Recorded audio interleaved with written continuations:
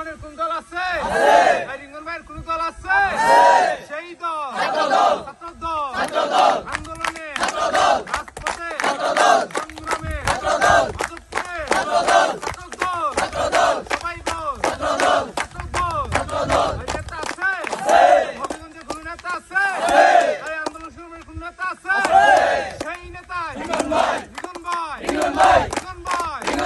আন্দোলনে রাজপথে সংগ্রামে সবাই বলো একসাথে এক সুরে